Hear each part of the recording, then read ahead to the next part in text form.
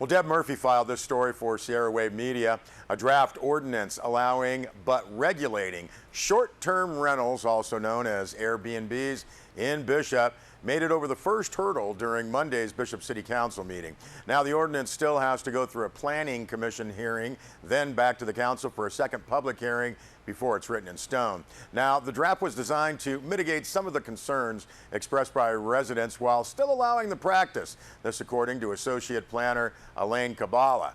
Now some of the regulations include only one unit on the property can be rented out and the owner or host must be on site.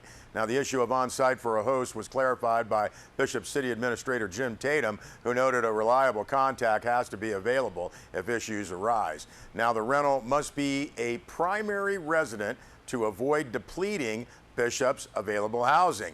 Vacation homes that's not lived in by the owner for 6 months plus 1 day each year cannot be used as Airbnbs. Renters are limited to 2 lodgers per bedroom. On-site parking for renters is required. Now, the owner also has to get a special permit, a business license, and pay transient occupancy taxes and Bishop Tourism Improvement District fees. Now, as part of the permitting process, residents within 300 feet of the potential Airbnb will be given 30-day notice of the permit approval, giving them time to register their concerns, and that permit must be renewed annually.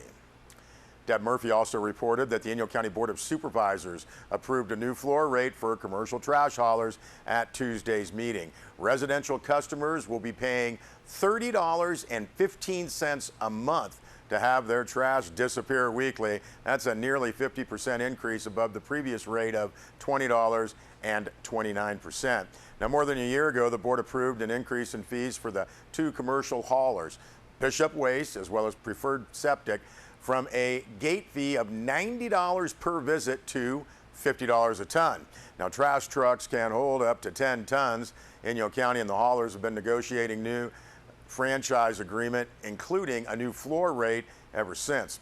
Now, the rate adjustment was based on a year's worth of weighing both commercial and self-haulers at Bishop's landfill.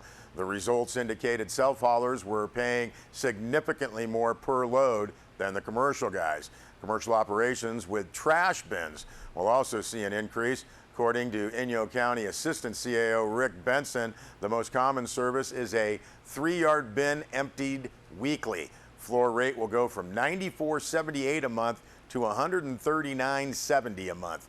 Now, the good news, if you're Inyo County, the landfills have been operating at a $900,000 loss each year. The new rates should reduce that deficit by 66%.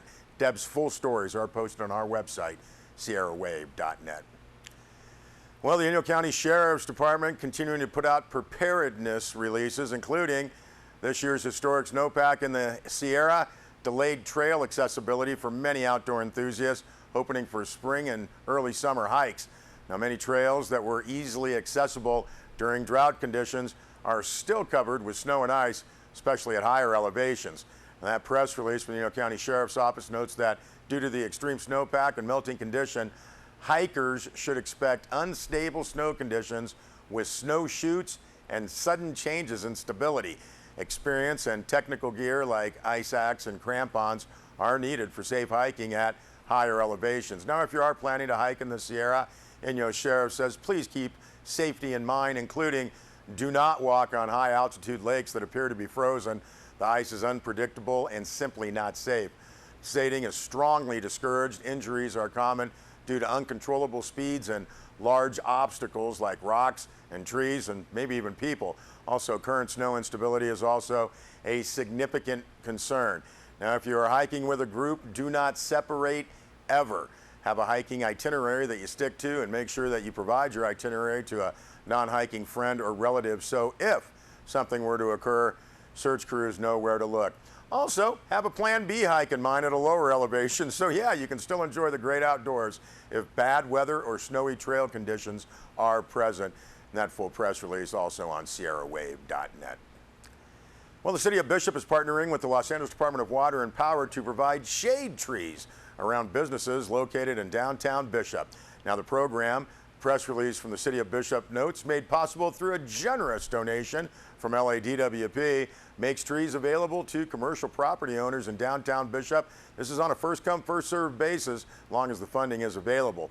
LADWP provided the City of Bishop with $20,000 to purchase trees and materials associated with planting and ensuring they become and remain established, while the City of Bishop is contributing staff and materials to put the trees in the ground. Now, although potential program participants have several tree options to choose from, all the trees selected, part of the program, drought tolerant, appropriate for the unique Bishop climate, and cause minimal damage to sidewalks over their lifespan. Now, the tree planting program is available to all commercial property owners in the City of Bishop. Property owners, if you're interested in participating, you're encouraged to contact Elaine Cabal at the City of Bishop. Learn more about that project, and yes, that full press release is on sierrawave.net. Well, Inyo County Sheriff's investigators arrested Jeffrey Barnes on June 11th while Barnes was in custody at the Inyo County Jail in Independence for attempted murder in connection with that May 23rd shooting in Lone Pine. On June 13th, Barnes was arraigned and officially charged. Bail has been set at $770,000. Now, back on May 23rd, Inyo County Sheriff's Dispatch was contacted with a request for a deputy to conduct a welfare check on an individual who had not shown up for work.